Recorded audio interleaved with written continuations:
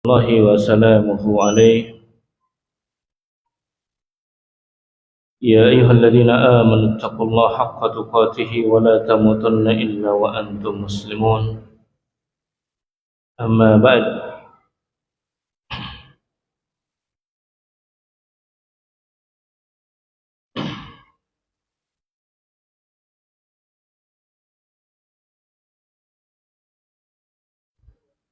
kaum muslimin wal muslimah yang dimuliakan Allah Subhanahu wa taala, salawat dan salam senantiasa tercurah atas Nabi kita Muhammad sallallahu alaihi wa alihi wasallam, yang tentunya selawat kita kepada Nabi sallallahu alaihi wasallam ini harus selalu dibarengi dengan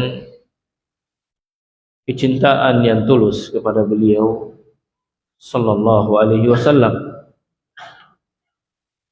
yang mana tentunya orang-orang yang mengaku cinta kepada Nabi sallallahu alaihi wasallam ini wajib untuk dia buktikan tanda cinta itu. Karena kecintaan kepada seseorang, namun kita tidak mampu membuktikan cinta itu, maka ungkapan cinta itu dianggap dusta. Misalnya kita mengaku cinta kepada seorang, namun ternyata kita menyelisihi apa yang dia perintahkan, apa yang beliau larang, maka ini adalah bentuk cinta yang cacat, ya. Maka orang yang jujur dalam mencintai Nabi sallallahu alaihi wasallam, dia akan berusaha mencari tahu tentang Nabi sallallahu alaihi wasallam, terutama tentang ajaran yang beliau bawa.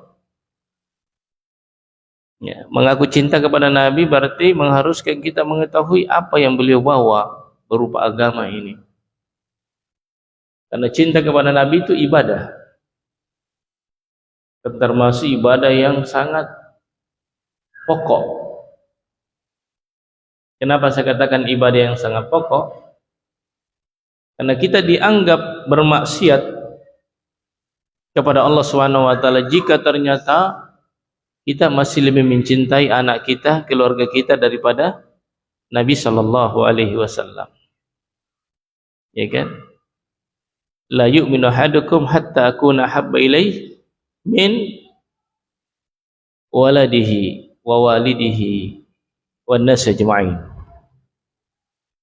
Tidak sempurna iman salah seorang di antara kalian hingga aku lebih ia cintai daripada siapa? Anak-anaknya, orang tuanya, dan bahkan manusia seluruhnya.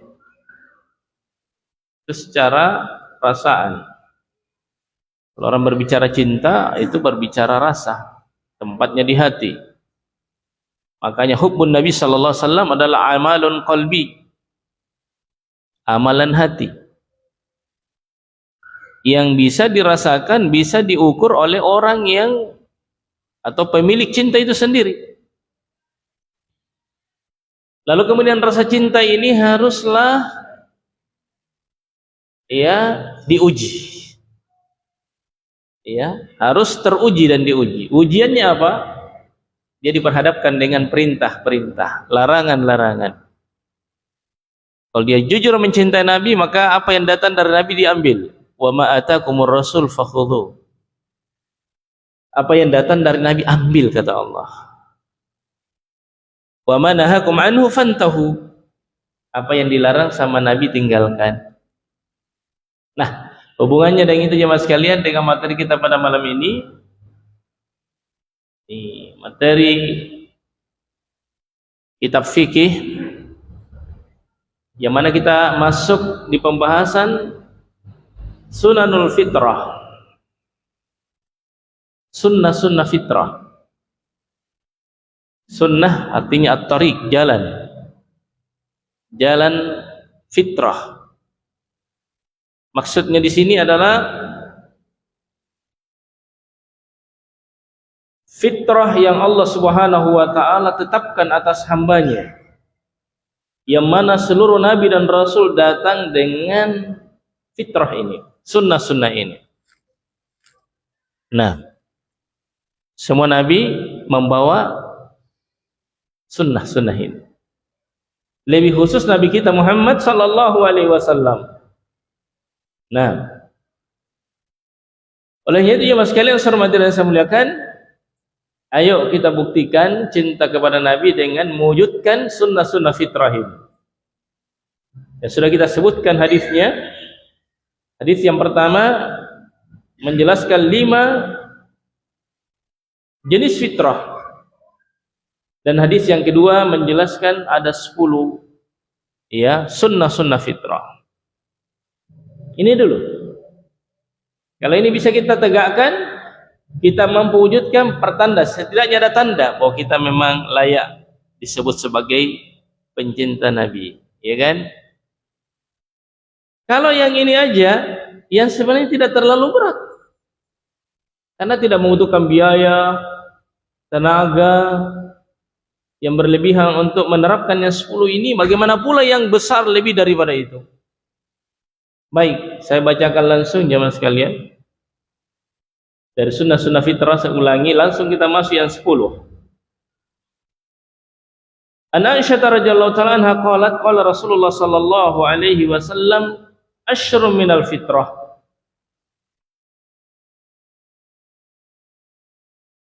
Dari Aisyah radhiyallahu ta'ala anha,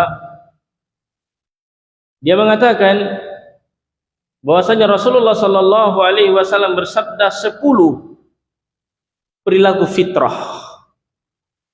10 yang termasuk fitrah. Ya. Fitrah itu istilahnya dari sononya begitu ya. Dan terkait dengan anak-anak, kullu mauludin yuladu alal fitrah. Ya. Setiap anak lahir dalam keadaan fitrah. Sudah seperti itu. Artinya ini fitrah yang memang Allah ciptakan manusia di atasnya. La tabadila li khalqillah. Yang sebenarnya Allah katakan apa itu? Fitrah Allah allati fataran nasa 'alaiha. Itulah fitrah Allah yang dengannya Allah menciptakan manusia di atas fitrah tersebut. Fitrah tauhid kalau terkait dengan keyakinan. Ini termasuk fitrah-fitrah yang hendaknya kita jaga, kita lestarikan. Yang mana itu? Yang pertama adalah qasus syari, mencukur kumis. Cukur kumis itu ada 2, bisa dicukur habis, bisa juga dipotong sebatas bibirnya. Kalau sudah lewat di bibir, potong. Nah, itu yang pertama. Yang kedua, wa ifa'ul lihyah, membiarkan jenggot, tidak memotongnya. Kan tidak pakai biaya atau kalau dibiarkan. Maka saya katakan ini termasuk hal-hal yang tidak membutuhkan biaya, tenaga, bahkan dibiarkan saja. Karena kalau cukur harus beli lagi tukang cukur. Apa? Beli apa gitu? Alat cukur. Kan beli lagi. Ini justru tidak beli. Nah, kita akan diuji di sini. Tapi rantas saja Ustaz. Siapa bilang? Ini Nabi yang bilang. Ayo orang-orang ngaku cinta Rasul, ya kan? Mencintai Nabi. Ini sudah cinta Nabi, kita buktikan ya. Jangan cuma hari lahirnya kita cintai, kita juga cinta, senang Nabi lahir. Karena tidak ada Islam tanpa, atau tidak ada Islam yang sempurna tanpa kelahiran Nabi. Hanya saja hari lahirnya Nabi terus terang saja tidak pernah diperingati sama Nabi. Para sahabat pun nggak ada biar sepotong, nggak ada yang peringati. Imam madhab yang 4 juga nggak ada. Para penulis hadis juga, Imam Bukhari, Imam Muslim, mana saja lainnya nggak ada.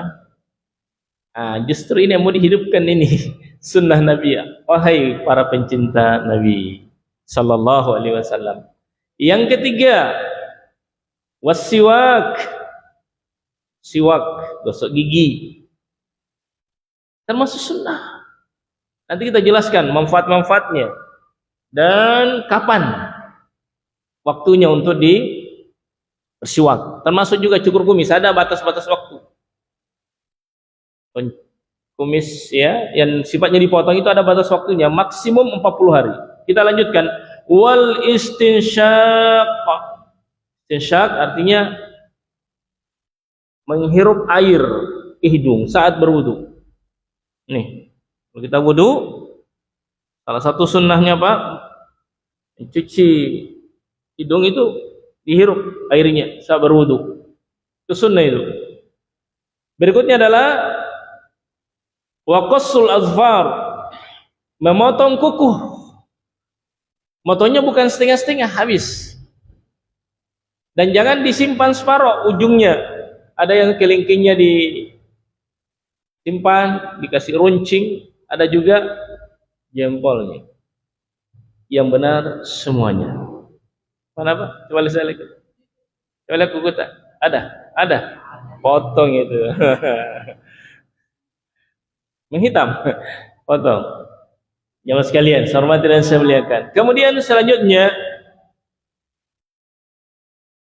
wa ghusl barajim. Wa ghuslul al-barajim, membasuh sela-sela jari. Termasuk sunnah, Pak.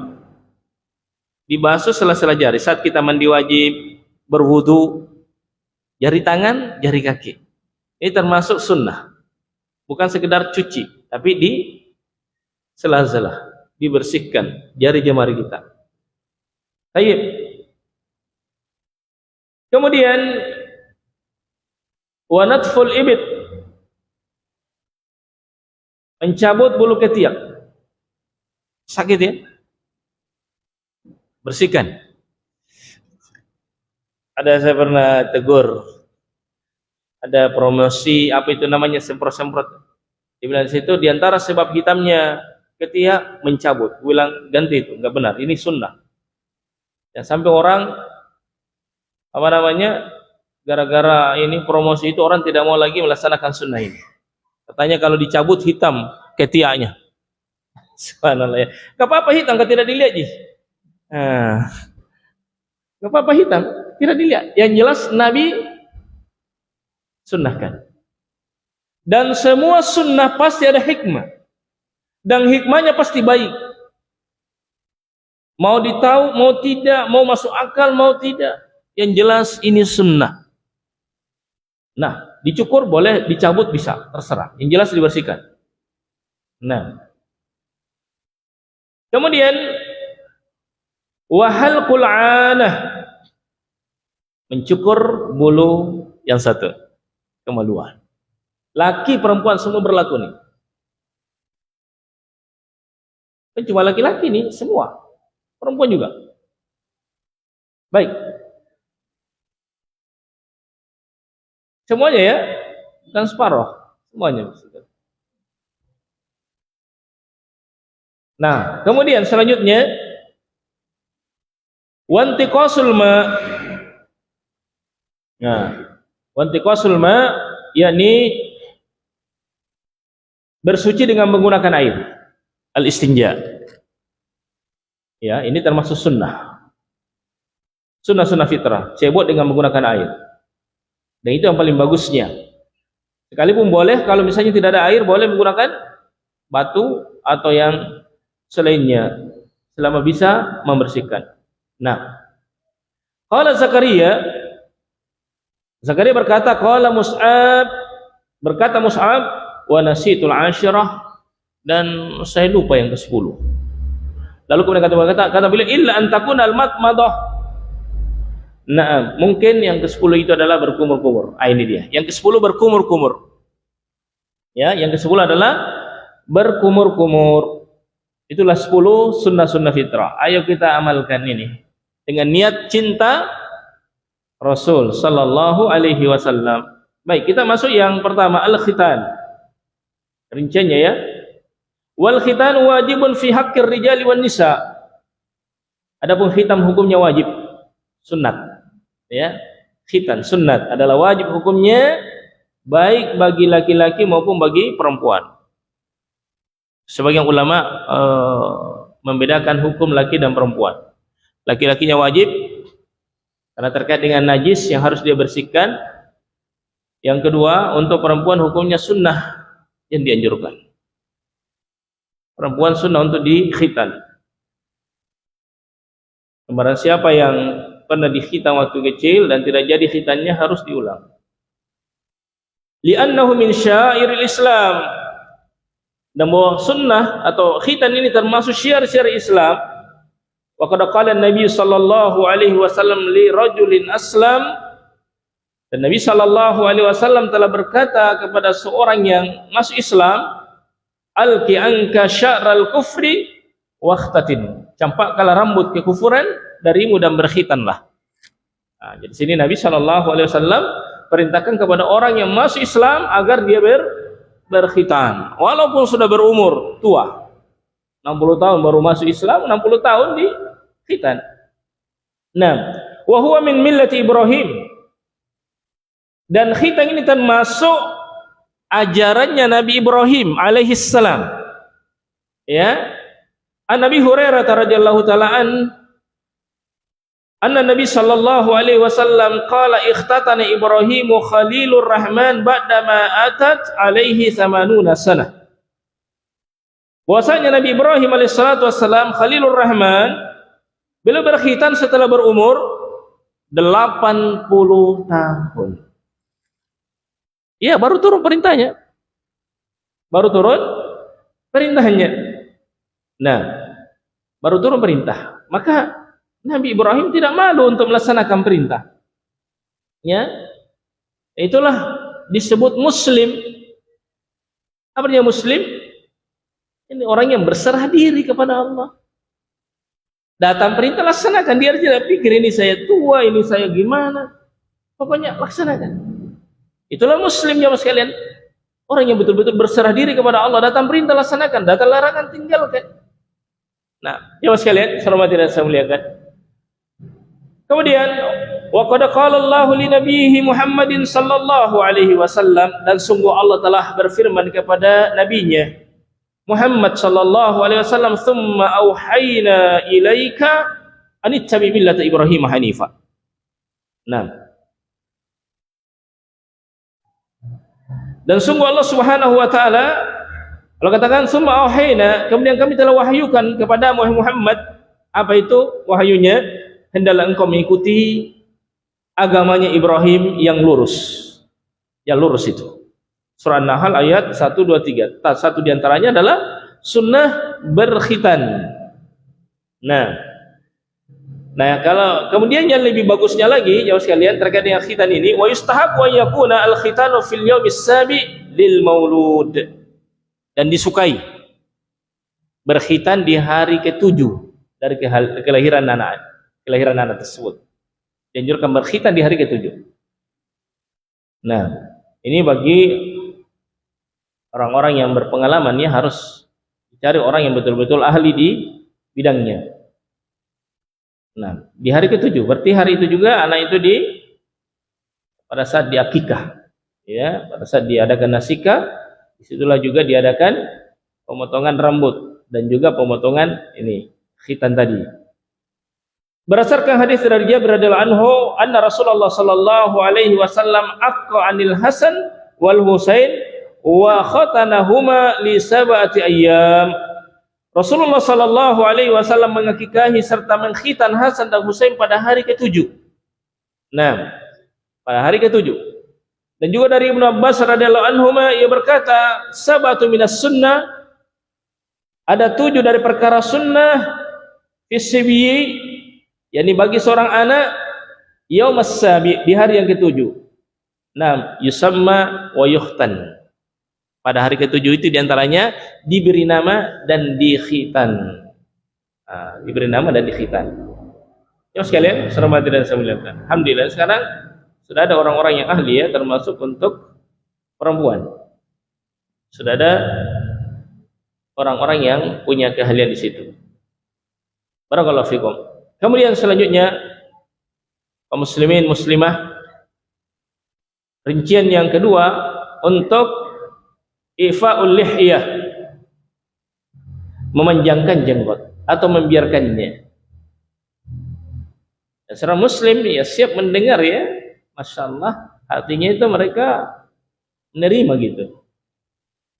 Karena kita takut dengan firman Allah, fala wa rabbik, demi Tuhan wahai Muhammad, la yu'minun, mereka hakikatnya belum beriman, hatta yuhakkimuk, hingga mereka menjadi kamu sebagai hakim fima syajara bainahum, terhadap perselisihan yang ada di antara mereka. Tsumma la yajidu fi anfusihim harajan mimma qadait, kalau mereka tidak menemukan perasaan berat terhadap keputusan engkau, wa yusallimu taslima, dan mereka menerimanya dengan sepenuh penerimaan. Apa yang datang diambil. Dia tidak mendahulukan ucapan siapapun, dia tidak mendahulukan perasaannya, dia tidak mendahulukan pikirannya, dia tidak mendahulukan bahkan kesenangannya, dia tidak mendahulukan apa kata orang, tapi apa kata Allah dan Rasulnya. Baik, kita dengarkan di sini perkataan Syekh Abdul Azim Al-Badawi Al-Khalafi hafizahullah taala. Kata beliau, ifa'ul lihya wajibun, membiarkan jenggot hukumnya wajib, bukan sunnah, bukan sunnah. Wa halquha haram, memotongnya haram.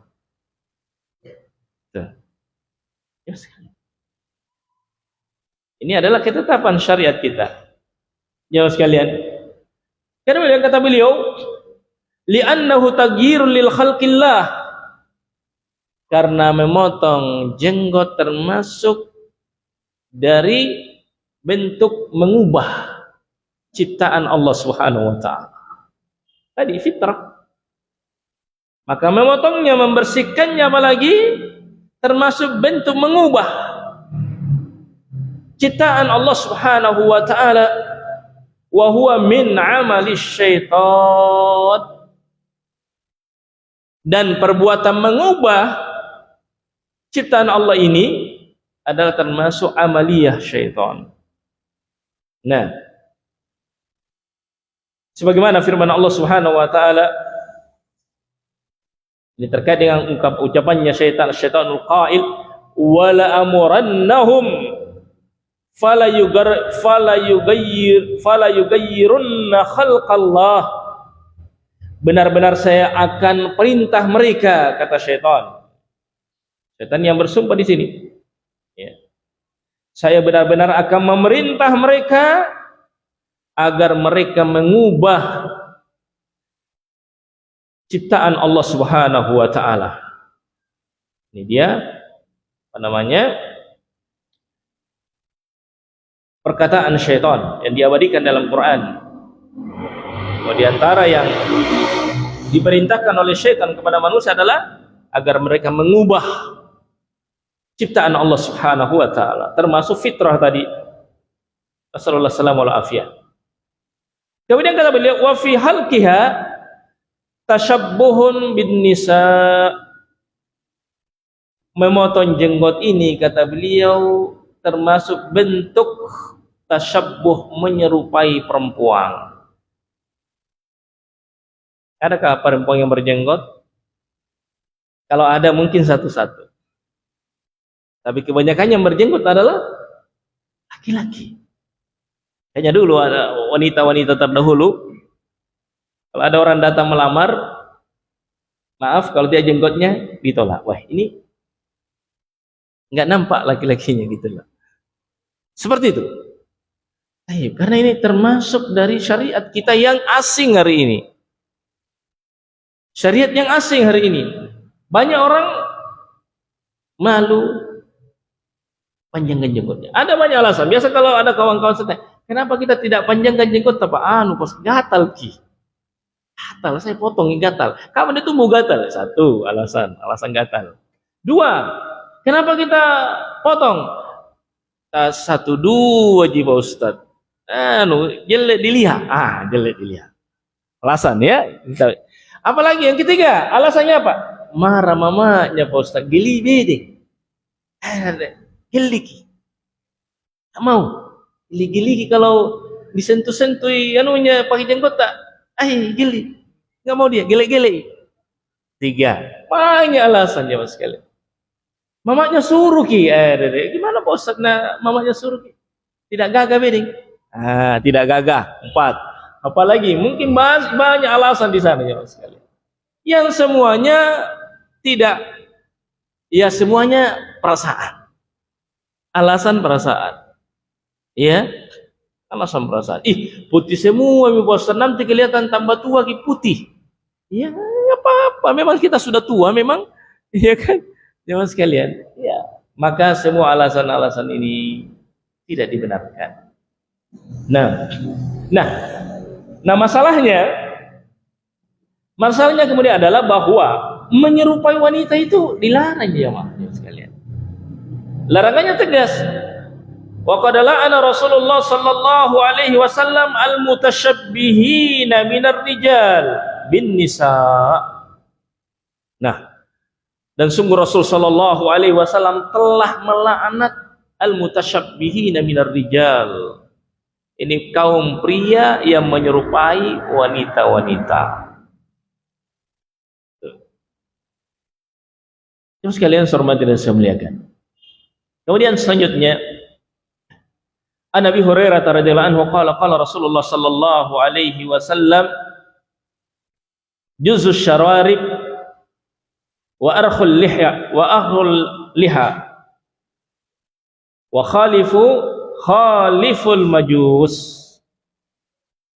Rasulullah sallallahu alaihi wasallam mengatakan apa? Juzus syawarib, pangkaslah kumis, panjangkanlah jenggot, selisihilah al-majus, para penyembah api. Jadi sudah banyak sudut-sudut larangan. Kenapa dilarang? Ya, pertama tadi mengubah ciptaan Allah. Yang kedua, menyerupai wanita. Dilaknat oleh Nabi sallallahu alaihi wasallam. Nah, jemaah sekalian, hormati dan saya. Nah, kemudian yang keempat, bahwa ternyata mencukur jenggot dan membiarkan kumis ini tasyabuhnya kepada kaum Majusi. Jadi sudah ada yang dua dicontoh, yang diserupai wanita dan kaum Majusi. Nasallallahu alaihi wasallam. Nah, kemudian selanjutnya kata penulis, wa ani bin Umar radhiyallahu ta'ala anhuma 'anil Nabi sallallahu alaihi wasallam qala khaliful musyrikin waffirul liha. Dari Ibnu Umar radhiyallahu ta'ala an, dari Nabi sallallahu alaihi wasallam beliau mengatakan khaliful musyrikin, hendaknya kalian menyelisihi orang-orang musyrikin, yakni waffirul liha, biarkan jenggot itu, biarkan, jangan digangguin. Wa ahfus syawarib, dan cukurlah kumis. Cuma kan sebagai orang baik, kumis itu tanda jantan, apalagi di urus-urus ya, tanda pendekar lah, apalah dan seterusnya. Maka jemaah sekalian hormati dan saya muliakan, berdasarkan hadis-hadis Nabi ini, maka jelaslah bagi kita bahwa hendaknya kita menjaga sunnah yang mulia ini. Satu diantaranya tadi apa? Membiarkan jenggot kita. Nah, kemudian jemaah sekalian hormati dan saya muliakan, yang ketiga as-siwak, bersiwak. Nah, sekarang apa hukumnya siwak? Kata beliau, as-siwaku mustahabun fi kulli hal. Bersiwak ini dianjurkan, disukai pada setiap keadaan. Nah, pada setiap keadaan, wa yata'akkadu istihbabahu, dan Nabi sallallahu alaihi wasallam ya menganjurkannya, menekankannya, sangat menekankan perkara siwak ini. Nah, sekarang pada kondisi bagaimana saja kita dianjurkan bersiwak? Yang pertama, indal wudu, ketika akan berwudu. Termasuk sunnah yang jarang kita amalkan ya. Karena kebanyakannya kita berwudunya di mana? Sebagian kaum muslim berwudunya di masjid. Sebenarnya itu apa yang disiapkan di masjid, fasilitas masjid untuk berwudu dan lainnya, itu yang sebenarnya untuk darurat, untuk orang-orang lewat atau untuk orang-orang yang batal wudunya saat tiba di masjid. Adapun orang-orang yang ya tempat berjamaahnya di situ dan rumahnya dekat dari masjid, maka sangat dianjurkan dia berwudu di rumah. Salah satu faedahnya memudahkan dia untuk bersiwak, karena tidak mungkin dibawa ke terus anuta kita punya sikat gigi ke masjid, ya kan? Pada umumnya kita tidak bawa sikat gigi ke masjid, kecuali orang-orang Arab. Orang-orang Arab memang ada kayunya, mereka punya kayu siwak. Sudah, gosok lagi ya. Sebelum wudu langsung kasih keluar. Nah, mungkin. Adapun kita nggak ada itu, kebanyakannya pakai sikat biasa, nggak ada masalah. Tapi itu bagusnya memang di rumah. Kita berwudu di rumah. Nah, anjuran bersiwak sebelum berwudu datang dari hadis Abi Hurairah radhiyallahu anhu. Dia katakan, qala Rasulullah sallallahu alaihi wasallam, laula an asyqa ala ummati la amartuhum bis-siwaki ma'al wudu. Sekiranya tidak menyulitkan umatku, maka sungguh saya akan perintah mereka untuk bersiwak setiap hendak wudu. Ini perintahnya tegas. Kalaulah tidak memberatkan umatku, benar-benar saya perintah mereka untuk bersiwak setiap hendak wudu. Kenapa? Ya, banyak hikmah-hikmahnya. Salah satunya bahwa saat kita sholat pasti membaca Al-Quran, membaca kalam terbaik, itu hendaknya dengan lisan yang bersih. Ya? Salah satu bentuk etika, adab, pengagungan, pemuliaan kepada Al-Quran yang kita baca. Belum lagi bacaan-bacaan tasbih, takbir, dan bacaan-bacaan pujian kepada Allah, salawat kepada Nabi di dalam sholat, sehingga sangat dianjurkan untuk dibersihkan.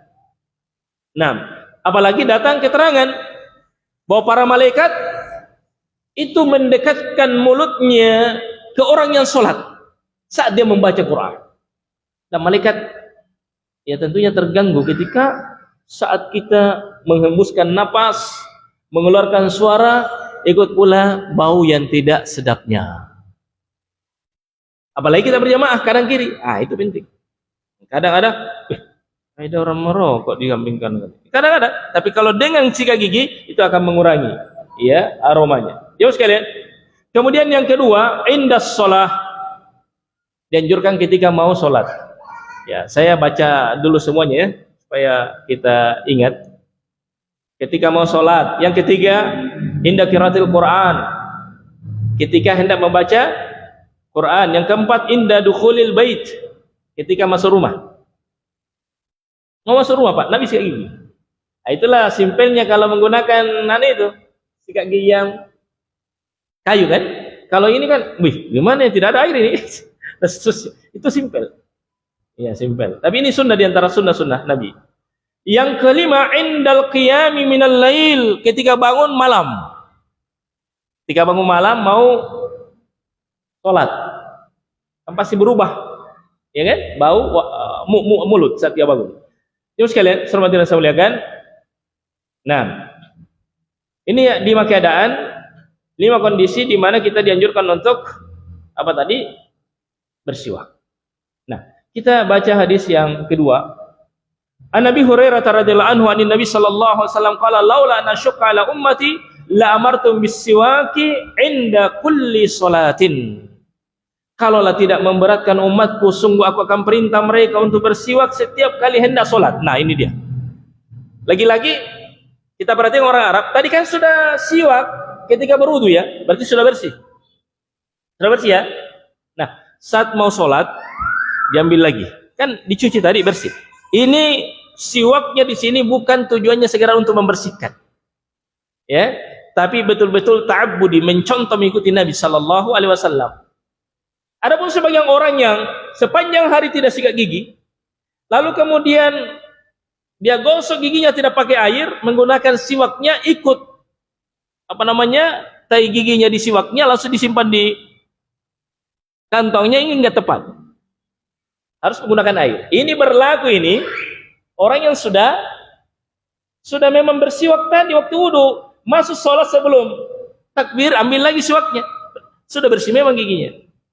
Yang sekalian hormati dan semuanya seperti itu. Ini betul-betul sifatnya ta'abudi, karena ini memperbaharui lagi. Karena memang kalau siwak yang kayu itu ada memang aromanya memang, ya. Ada aroma khasnya itu, ada asing-asingnya, ya kan? Sehingga memang bisa membersihkan gusi, menguatkan gusi, dan seterusnya. Dan untuk siwak ini jemaah sekalian, saking banyaknya hadis yang membicarakan tentangnya, kalau saya tidak salah, sebagian ulama mengatakan sampai 100 hadis yang menjelaskan tentang siwak ini, saking banyaknya.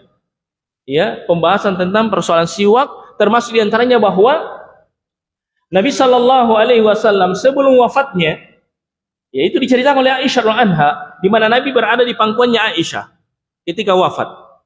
Kata Aisyah, adapun Abdurrahman masuk ke dalam rumah, ke rumahnya dia. Siapa Abdurrahman? Abdurrahman bin Abu Bakar, saudaranya Aisyah. Dan Nabi melihat di tangannya Abdurrahman ada siwak, dan beliau memberi isyarat agar saya ambil itu. Maka saya pukul-pukul, saya perbaiki, dan beliau pun bersiwak dengannya. Coba lihat, Nabi sudah dalam keadaan loyo, ya kan?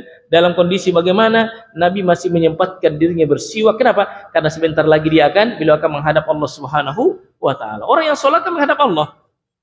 Maka Nabi sebelum dicabutnya ruh, beliau masih menyempatkan dirinya bersiwak, jemaah sekalian. Ini memberikan isyarat bahwa betul-betul Nabi memperhatikan perkara ini. Sudah masuk dulu. Sedikit lagi. 2 menit. Baik. Kemudian yang ketiga, inda qiraatil Quran. Ketika hendak membaca Al-Quran,